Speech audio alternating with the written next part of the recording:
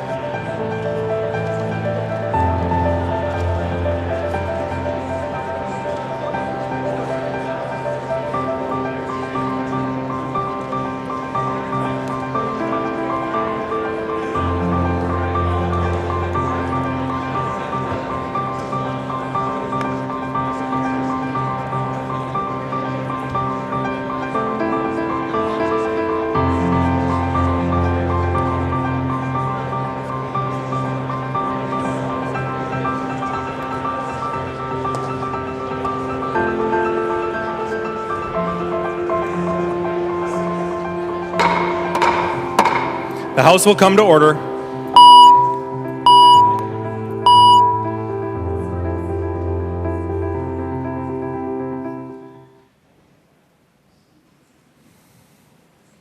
Prayer by the chaplain.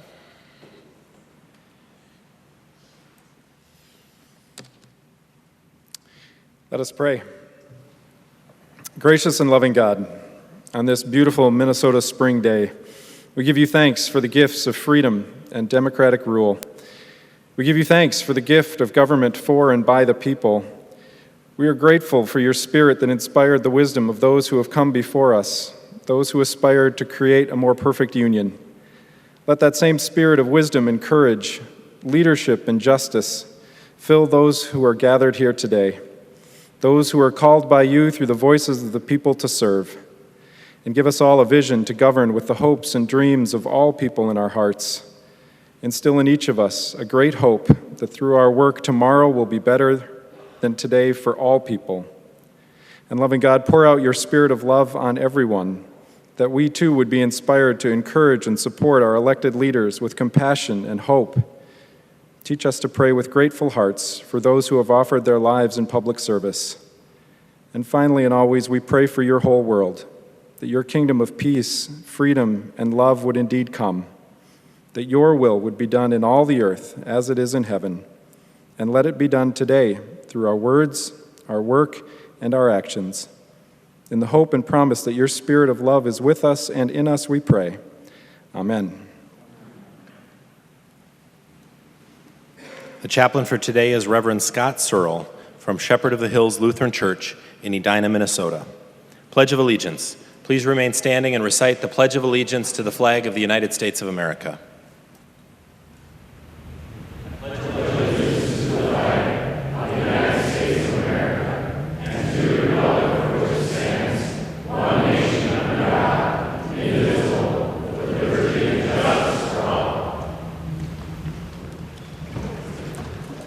The clerk will take the roll.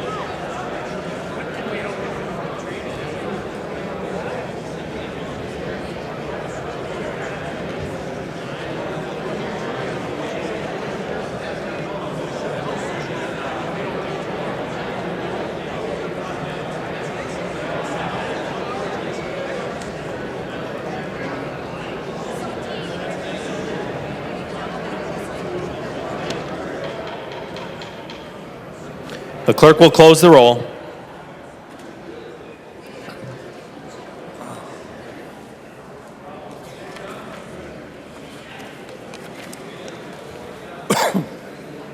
Quorum is present. The clerk will read the journal of the preceding day. Journal of the House, 89th session, 81st day, St. Paul, Minnesota, Monday, April 11th, 2016. If there is no objection, further reading of the journal will be dispensed with, and the journal will be approved as corrected by the chief clerk. Hearing no objection, the journal is approved as corrected by the chief clerk.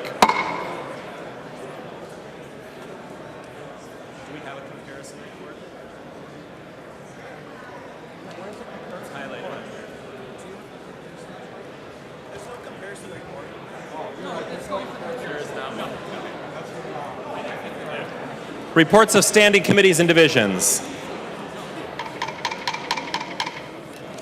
A copy of this order of business has been placed on each member's desk. If there's no objection, the reports will be adopted. Hearing no objection, the reports are adopted. Second reading of House files. Second reading House File number 718. Second reading. Second reading House File 813. Second reading. Second reading House File 2014. Second reading. Second reading House File 2478. Second reading. Second reading House File 2528. Second reading. Second reading House File 2553. Second reading. Second reading House File 2841. Second reading. Second reading House File 2946. Second reading. Second reading House File 3048. Second reading. Second reading House File 3339. Second reading. Second reading House File 3482. Second reading. Second reading House File 3512. Second reading. Introduction of bills. The following House files have been offered for introduction today. The chief clerk will report the House files and give them their first reading. Introduction of first reading of House Files 3891 through 3925. First reading, House files 3891 through 3925. Messages from the Senate. Mr. Speaker, I hereby announce the passage by the Senate of the following Senate file herewith transmitted. Senate file number 2503. And the message is signed Joanne M. Zoff, Secretary of the Senate. First reading of Senate files. First reading of Senate file number 2503, an act relating to natural resources. Torkelson moved that Senate file number 2503 and House file number 3000, now on the calendar for the day, be referred to the chief clerk for comparison. Hearing no objection, so ordered.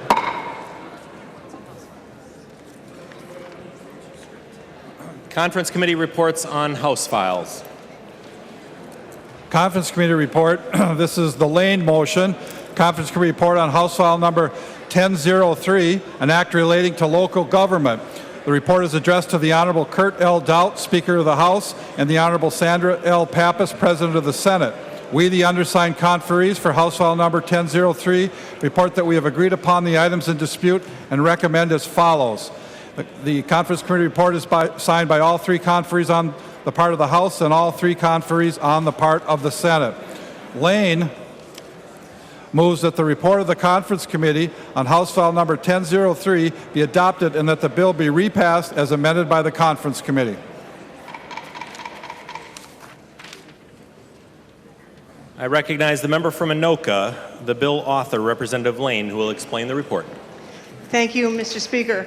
Members, we did this last year, passed almost unanimously off the House floor last year, had a glitch in the Senate, got delayed on the floor here the last day. We had to re-up it and do it again this year. So here we are, another conference committee done, ready to go. This allows public service equipment in a city to be donated to a nonprofit, such as allowing firefighters to donate their equipment to such as setting up a fire service in Liberia. Please vote yes. Any discussion on the conference committee report? The member from Carver, Representative Hoppe. Thank you, Mr. Speaker. Representative Laine, thank you for doing this bill. I liked it last year. I like it this year. It's a great bill, a great idea. Thank you. Members, please support this and vote yes. Any further discussion on the conference committee report? There being no further discussion, all those in favor of the motion to adopt the conference committee report on House File 1003 signify by saying aye. Those opposed, nay. The motion prevails. The clerk will give the bill its third reading as amended by conference. House File Number 1003 as amended by conference, third reading. Third reading as amended by conference. Any further discussion? The member from Anoka, Representative Laine. Let's just finish this up then. Thank you. I appreciate a green vote. Any further discussion? Seeing no further discussion, the clerk will take the roll.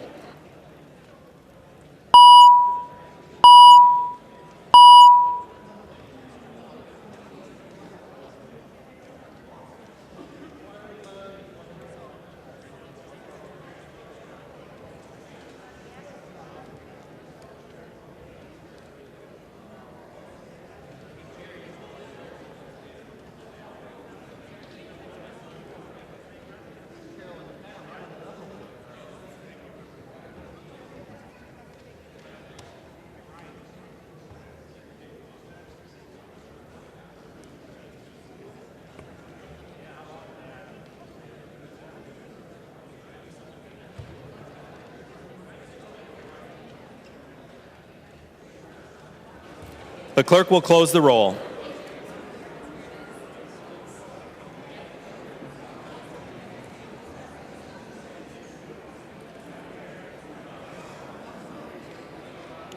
There being 128 ayes and 1 nay, the bill is repassed as amended by conference and its title agreed to.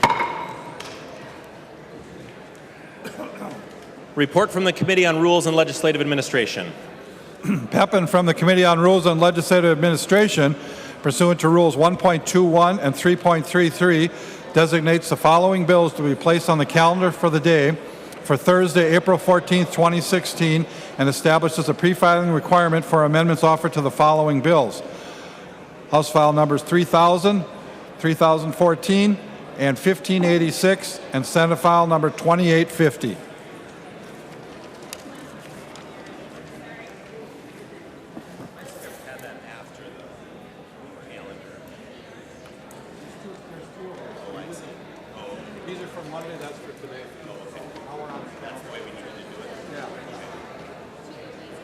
Calendar for the day. The first bill on the calendar for today is House File 3014. The clerk will report the bill. House File Number 3014, an act relating to motor vehicles. Number 2 on the calendar for the day, the second engrossment. I recognize the member from Roseau, Representative Fabian, to introduce the bill. Thank you, Mr. Speaker and members. House File 3014 is before us today. House File 3014 is doing a couple of things. Before I get started on that, I would like to say that if you didn't have the opportunity to get out between the State Office Building and the Transportation Building and take a look at the Polaris Slingshot and take some pictures while you were sitting in it, you missed out on something that was pretty fun. Polaris Industries is a company that was started in Roseau, my hometown, over 60 years ago. They've been a leader in innovation and safety. They manufacture snowmobiles and ATVs, side-by-sides, motorcycles, and now their latest is the Slingshot. The Slingshot is a 3-wheeled motorcycle. Polaris has worked across the country with the safety people from the federal government and state governments. There are currently 24 states that have Autocycle language in statute. What we're trying to do today is continue to have the 3-wheeled vehicle, the Slingshot, continue to be licensed and insured as a motorcycle. But what we're trying to do also is to get it so that you folks who don't have a motorcycle endorsement are going to be able to enjoy driving one of these around. So you're going to be able to use your regular driver's license without an endorsement on the motorcycle to be able to drive the Polaris Slingshot. If you look through the bill in Section 2, it just makes some conforming changes to the Autocycle being established as a type of motorcycle. Section 3 requires the seat belt. Section 4 is where we are establishing the fact that you can drive it without a motorcycle endorsement. Section 5 deals with the seating requirements. On a motorcycle, you have a straddle seat. In the slingshot, you have a seat that you sit in. It has a steering wheel. It has traction control. It has cruise control. It has a backup camera. It's got controls on the floor. It's got floorboards instead of pegs. We also have provisions in there that were talked about in committee that if you are 17 years or under, if you are a passenger or operating it, you have to wear a helmet. All people in the Autocycle have to wear eye protection, as is currently law for operating a motorcycle. The bill also clarifies that you cannot ride the slingshot side by side in the driving lanes. It doesn't fit there. And you can use any driver's license that you have, A, B, C, or D, to operate the slingshot. One thing of note, that if you were to go and take your motorcycle endorsement test with a slingshot, it doesn't fit in the cones. So, Mr. Speaker, that's the substance of the bill. I'd be happy to stand for questions. There are no amendments at the desk. The clerk will give the bill its third reading. Third reading, House File number 3014. Third reading. The member from Hennepin, Representative Uglum.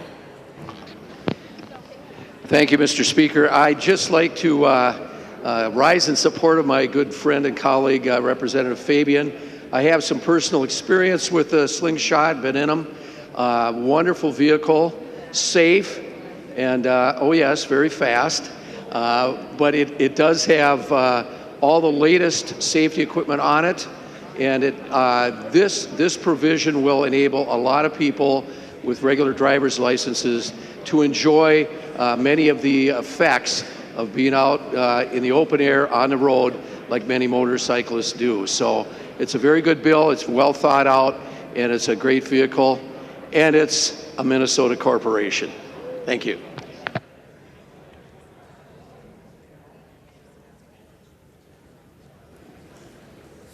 The member from Washington, Representative Schoen. Thank you, Mr. Speaker. Would Representative Uglum yield to a question? Which member? Representative Uglum. He will yield. Representative Schoen. Representative Uglum, you mentioned it's pretty fast. By chance, would you care to share with the body what speed you got that up to? The member from Hennepin, Representative Uglum. Representative Schoen, that's classified. Thank you, Mr. Speaker. Representative Schoen. I'll let it go at that. I actually wanted to know if Representative Nornis would yield to a question. He will yield. Representative Schoen. Representative Nornis, I honestly don't have a question. I just wanted to somehow get you to stand up and talk about mini trucks. So if you would somehow correlate this to a mini truck thing, that would be wonderful. Mr. Speaker, and Representative Schoen, I promise not to bring up mini trucks this session, so I wouldn't jeopardize this particular piece of legislation. Wait till next year.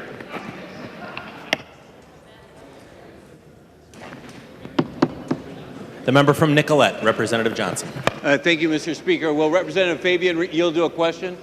He will yield. Representative Johnson. Yeah, Representative Fabian, this bill, as it left the Transportation Committee, it was clear that it also applied to the Elio, which is a product that's coming on market that a number of my constituents are concerned about and interested in purchasing and driving without the motorcycle license. I see it was amended in the next committee.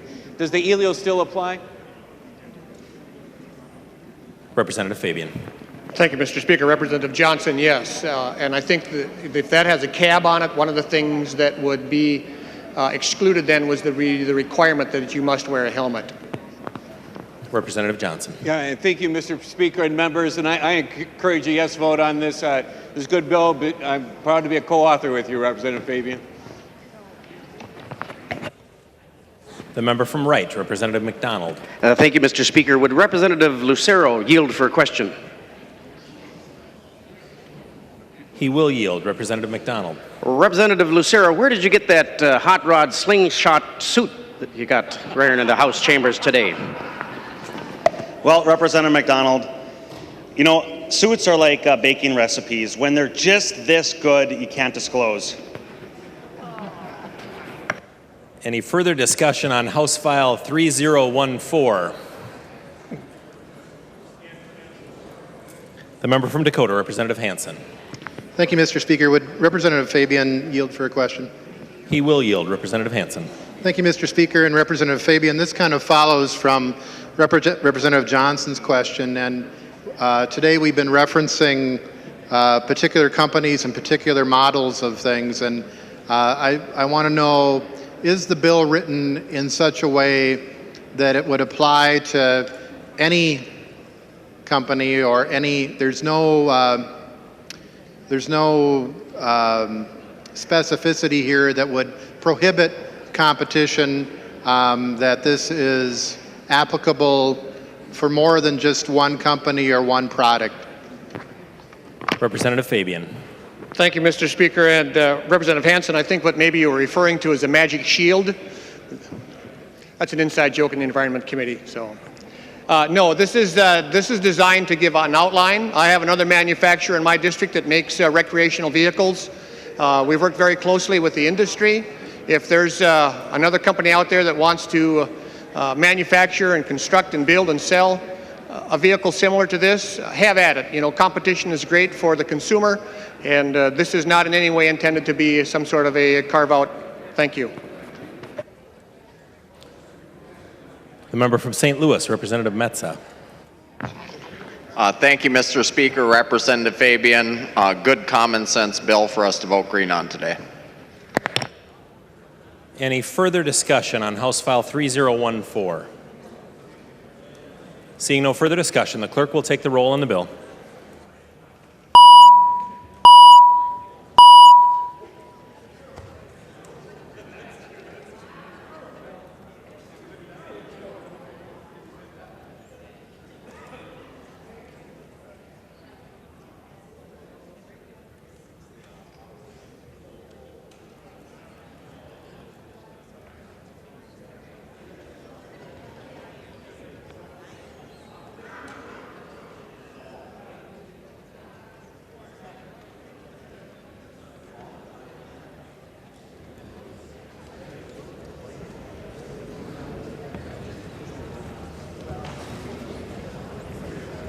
The clerk will close the roll.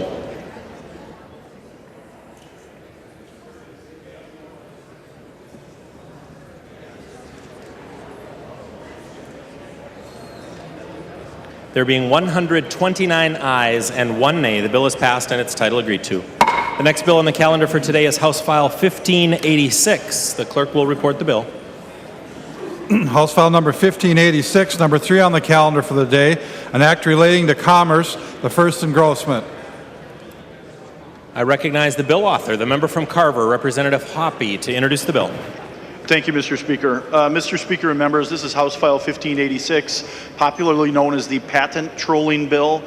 Evidently, what some unscrupulous people were doing is buying up old patents and then sending letters to Minnesota companies hoping that they would get a settlement rather than the company wanting to go to the expense of take it to court. This bill was introduced last year at the behest of the Bankers Association, and the credit unions, the Minnesota Realtors, a number of other groups have supported this. They work with all of the Minnesota companies like 3M and the medical device manufacturers to make sure that we were going after the bad operators and not hurting anybody's right to get a patent in the state of Minnesota. We have reached the often elusive peace in the valley. I'm not aware of any opposition. I think it's a good bill, and it's time to vote for it today. With that, Mr. Speaker, I would stand for questions. The clerk will give the bill its third reading. Third reading, House File number 1586. Third reading. Discussion. The gentleman from St. Louis, Representative Metza. Thank you, Mr. Speaker, and thank you, Representative Hoppe. I actually listened to a fascinating, I believe it was National Public Radio syndication 2 summers ago on this topic, and I'm glad to see that Minnesota's addressing it. Further discussion. The lady from Hennepin, Representative Hortman. Thank you, Mr. Speaker. Representative Hoppe, I just wanted to know if you heard from the Minnesota State Bar Association on the bill, in particular the business law section, and whether they had any issues with it. Are you asking the gentleman from Carver to yield? If he would, Mr. Speaker. The gentleman from Carver will yield. The gentleman from Carver, Representative Hoppe. Thank you, Mr. Speaker. Mr. Speaker and Representative Hortman, I have not heard any concerns. I'm sure if there were concerns, they would have notified you and you would have come to me with Mr. Lake, but I'm not aware of anybody at this point that has any concerns about it. Thank you. Further discussion. The gentleman from Dakota, Representative Atkins. Thank you, Mr. Speaker. Thank you, Representative. Mr. Chairman, Hoppe, nice work on what turned out to be a little tougher bill than I think folks imagined. And I wanted to compliment you and the folks on either side of the issue on coming together and getting this done. It's probably the only time in Minnesota we'll be able to vote anti-troll, Mr. Chairman. Patent trolls are a bad deal, and it's nice to be anti-troll. So I'd appreciate members' green vote. Discussion.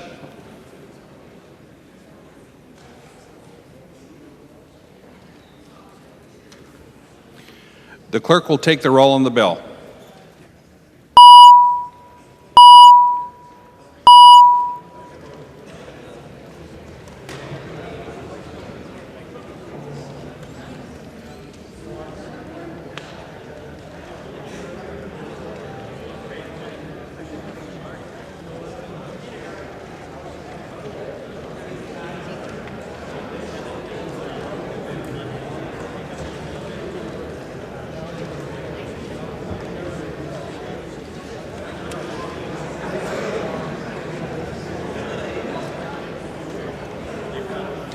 Members, please vote.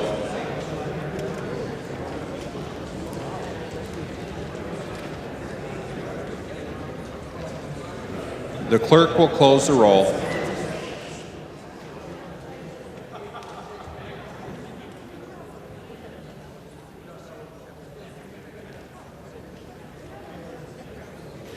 There being 129 ayes and 0 nays, the bill is passed and its title agreed to. The next bill on the calendar for the day is Senate File Number 2850. The clerk will report the bill. Senate File Number 2850, number 4 on the calendar for the day, an act relating to state government, the second engrossment.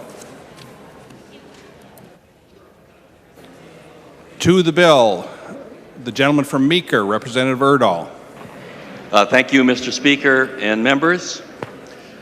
Our capital will open for business in January of 2017, but it will only be 95% finished. By October 2017, it should be completed. Now, in January, there will be a welcome back ceremony, but in October, we envision a grand celebration as we welcome the people back to the People's House. This bill provides clarification for the Capital Preservation Commission to fundraise, to plan for the grand reopening. It gives flexibility in how the money can be spent, and it clarifies with MMB the gift acceptance provisions. This bill is pretty much, as I said, I'll give you a little bit more. The intent is to raise about $400,000 of private donations. So there's no tax dollars involved in this. It's private donations, and the committee created by the legislation and by the commission will raise that money. We've endured much over this process, which will be nearly 4 years before it's completed. And this has been a long, tedious, expensive process. In the fall of 2017, our Capitol building will have been restored to its past splendor. The passage of this bill will allow the people of Minnesota to celebrate and party like it's 1905. Discussion to the bill. The lady from Olmsted, Representative Liebling. Thank you, Mr. Speaker. Would Representative Urdahl yield to a question? The gentleman will yield. Representative Liebling. As long as it has nothing to do with civics. Representative Liebling. Thank you, Mr. Speaker. It's all civics here, Representative Urdahl. All civics. So, Representative Urdahl, in this bill, it's pretty straightforward except for one sentence, and that has to do with, on 2.17, it says the gift acceptance procedures under section 16A.013 to 16A.016 do not apply to this clause. So I wonder if you could give us a civics lesson about what that is, what we're not applying and why we're not applying it here. The gentleman from Grove City, Representative Urdahl. Thank you, Mr. Speaker. And Representative Liebling, in my conversations with MMB administration, they said that this provision would be duplicative. Basically, what we're dealing here with is the gift ban, and the fact that, as I understand it, the committee could not raise money if we could not deal with this in that way. It just allows the committee to accept money to restore the capital. The lady from Olmsted, Representative Liebling. Thank you, Mr. Speaker. Well, Representative Urdahl, I was kind of curious about this in my office, so I pulled out the statute and looked at it. And this statute that it refers to, I don't think it does what you just said. What it does is there's a procedure for accepting gifts already, as from what I read. And what happens is that MMB takes the money and then doles it out. So it has MMB in the process. But from what I read, there's no gift ban right now that would apply to this, as I understood it. And I just really wanted clarification. I didn't have the opportunity to talk to anybody about it, but as I read the statute, it was curious to me why we would be taking MMB out of the process when that's all this seemed to do. I mean, it's a section that applies to other kinds of gifts being accepted by, I think, agencies, if I remember right, where MMB actually takes the money and then, doles it out in the way that it's supposed to be. So I don't know. Can you explain that? I mean, it seems like maybe you're not that familiar with it, but I don't know. I'm just really kind of troubled by why we would be taking out MMB from the process. Did they talk to you about that? If he would yield again, Mr. Chair. The gentleman will yield. The gentleman from McLeod, Representative Urdahl. Thank you, Mr. Speaker. I'm from everywhere up here. Well, first, Representative Liebling, thank you for the clarification on that. But what I was told by MMB is that it was duplicative, and MMB requested that this clause be placed in the bill. Actually, the bill came from MMB. The lady from Olmsted, Representative Liebling. Well, thank you, Mr. Speaker. And so actually, Representative Urdahl, that makes me feel better about this, because when I heard, this is going to take away the gift ban, it made me a little nervous, because, even if it's for something like this, I don't really like the idea that big corporations are going to come in and fund us and all of that, and that we're going to take away a gift ban. But from what I read, that's actually not what the bill is doing. So I'm going to support it today. I certainly support the underlying goal of being able to have a celebration, and but if it was really taking away the gift ban, I can promise you I would vote no, but I don't believe that's actually what it's doing. The gentleman from Wright, Representative Urdahl. Thank you, Mr. Speaker, and Representative Liebling and members, no, you are correct. It doesn't take away the gift ban. I'm sorry if I improperly spoke earlier. And just to show you how sensitive we are to this particular issue, the Preservation Commission will create a 21-member committee to deal with the fundraising. And just this afternoon, when we discussed this, we said that it was made plain that no office holders should be members of that committee, because we want to have a wall of no conflict of interest or no fundraising possibilities that would be somehow coming up. So that was addressed and will be taken care of. Discussion, the lady from Hennepin, Representative Clark. Thank you, Mr. Speaker. Representative Urdahl, you caught my attention when you used the words restore the Capitol to its original splendor. And I know that you are part of a committee that's been working on dealing with the issue of the paintings that really many people do not consider splendorous. They consider them offensive and racist and, really a problem. And so I haven't heard, I think some of the work is done or is partly done. And I'm just wondering if you could tell me a little bit about where that process is and where, so that when people come to celebrate, everyone will be able to celebrate. Can you tell me a little bit more about where we are with that? Gentleman from Meeker, Representative Urdahl. Thank you, Mr. Speaker. I'm sorry, I was distracted briefly. Representative Clark, which process are you referring to? The lady from Hennepin, Representative Clark. Well, I know that there was a committee or a subcommittee task force that was dealing with the paintings in the Capitol. And the concern that many of us have had, and I think about 15 years ago, we started working on this issue of looking at the issue of ensuring that all of the people of Minnesota were represented positively in those paintings. And it's been, a bit of a controversy, but there were things that the Minnesota Historical Society had tried to do to help people to do some reinterpretation. And I understand that you may be at the point of making some recommendations for some of those paintings to be removed or placed elsewhere in the complex. And I'm just wondering if you could give me an update. My goal in asking the question is, I hope when we have the celebration, Representative Urdahl, I hope when we have the celebration, all of Minnesotans will be able to celebrate. So can you just give me an update on where we are with that? Gentleman from McLeod, Representative Urdahl. Thank you, Mr. Speaker and Representative Clark. I'm going to try to give the short version because, frankly, if you want to talk to me offline, I can go on for quite some time. And I'm guessing that you don't all want to hear this today. But I'll try to give you the Reader's Digest version. We have the Capitol Preservation Commission that has been overseeing the work being done in the Capitol. A subcommittee was appointed of that commission, and that's what you're referring to.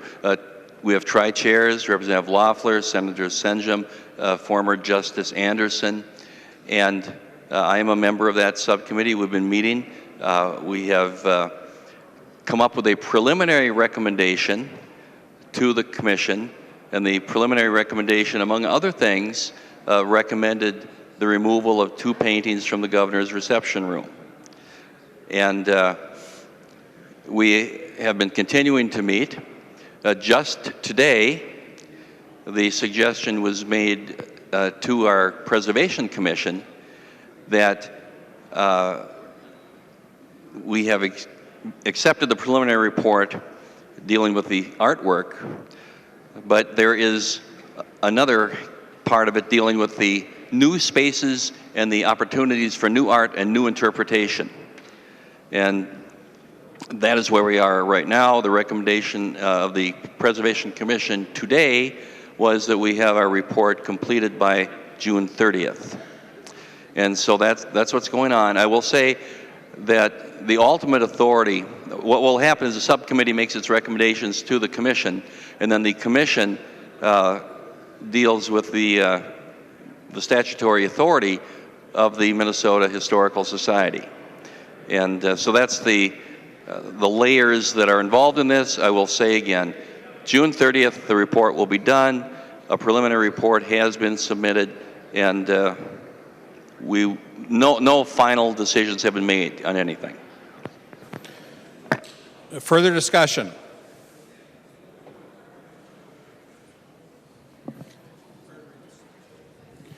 The clerk will give the bill its third reading. Third reading, Senate File Number 2850. Third reading. Further discussion to the bill.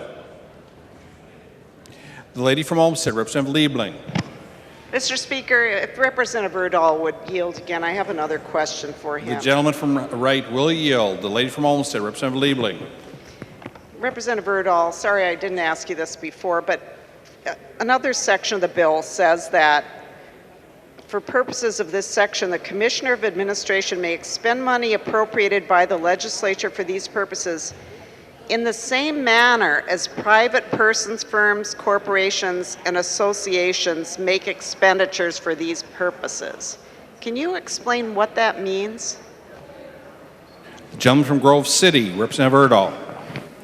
Thank you, Mr. Speaker, and Representative Liebling. To me, it does what it says it's going to do. I mean, that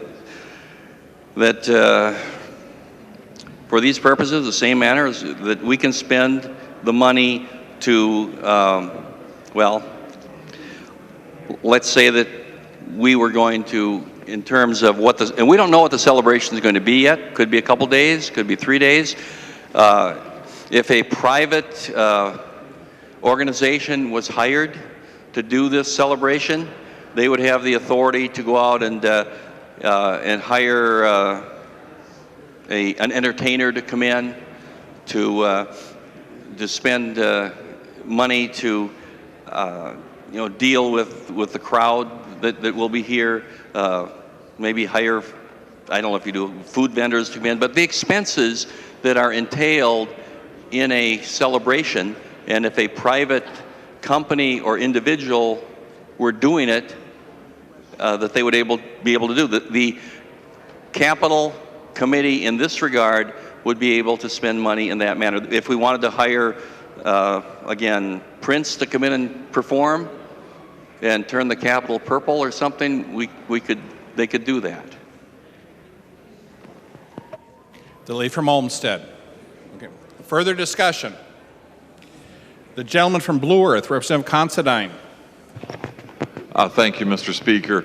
I'm sorry, but I do feel compelled to stand up and say that if we start censoring artwork, we are on a real slippery slope, and I can't imagine a really good reason to do so. Further discussion. Further discussion.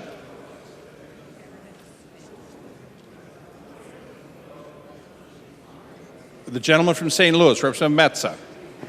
Thank you, Mr. Speaker, and I just wanted to compliment you on rotating Meeker, McLeod, and Wright County and calling out on Representative Urdahl. I thought that was pretty good. Further discussion.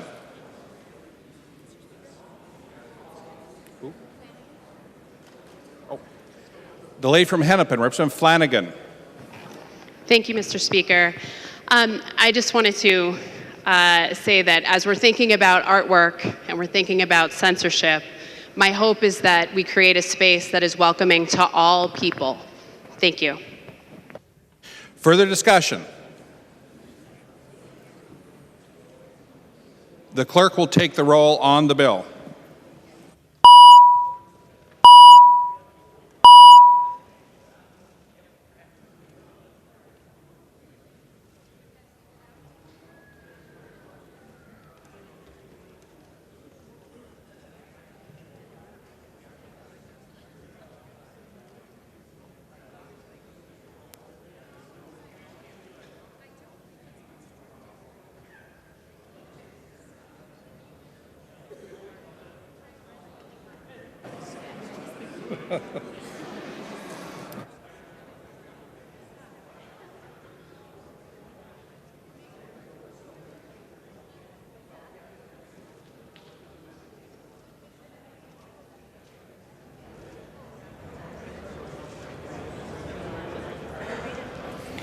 The clerk will close the roll.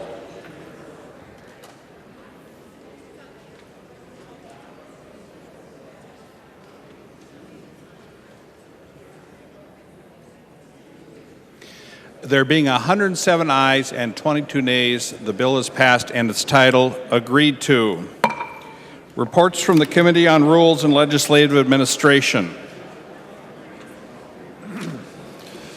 Pepin from the Committee on Rules and Legislative Administration, pursuant to Rules 1.21 and 3.33, designates the following bills to be placed on the calendar for the day for Monday, April 18th, 2016, and establishes a pre-filing requirement for amendments offered to the following bills. House File numbers 2870, 2994, 3102, 3252, and 3281. Motions and resolutions. There are copies of the non-controversial motions at the House desk and online. If there is no objection, we will take action on these motions first. Hearing no objection, the motions prevail. Swazinski moves that House File Number 71, now on the General Register, be re-referred to the Committee on Ways and Means. The gentleman from Lyon. Thank you, Mr. Speaker. This bill, House File 71, deals with DWI legislation. A small fiscal note came back, and we just want to go through the proper channels. So I've talked to the chair, and he's ready to go. Discussion. Hearing none, all in favor say aye. Opposed? Motion prevails. Khan moves that House File Number 2166 be recalled from the Committee on Health and Human Services Reform and be re-referred to the Committee on Rules and Legislative Administration. The lady from Hennepin, Representative Khan. Yes, Mr. Speaker and members, this is the bill on forced organ harvesting. It has a lot of bicameral, bipartisan authors, and both authors agree. Both chairs of the committees agree. Discussion.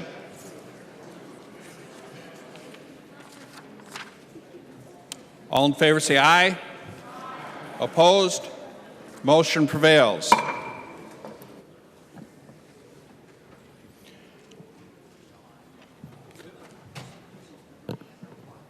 For what purpose does the gentleman from Rice arise? A point of personal privilege. Please state your point of personal privilege. Thank you, Speaker. This is National Poetry Month, and I did have a resolution prepared for today to recognize our first poet laureate, Robert Bly. And the reason I'm making the announcement is that Excuse me, Representative Bly. Members?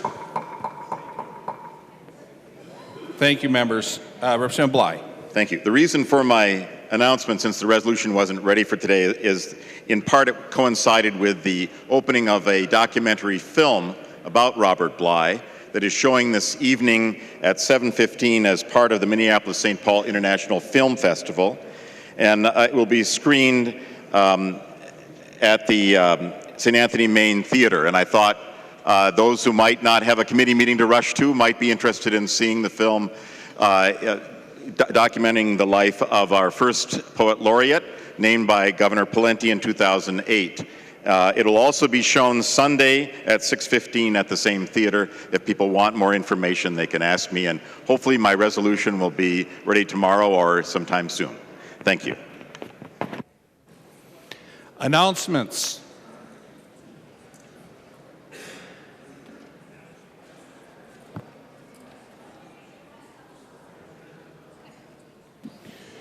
The lady from Hennepin, Representative Pepin. Thank you, Mr. Speaker and members. I move that when the House adjourns today, it adjourns until 9 a.m. Friday, April 15th, 2016. Representative Pepin moves that when the House adjourns today, it adjourns until 9 a.m. Friday, April 15th, 2016. All those in favor say aye. Aye. Opposed say nay. Nay. The motion prevails. Representative Pepin. I move that the House do now adjourn. Representative Pepin moves that the House do now adjourn. All those in favor say aye. Aye. Opposed say no. No. The motion prevails and the House stands adjourned until 9 a.m. Friday, April 15th, 2016.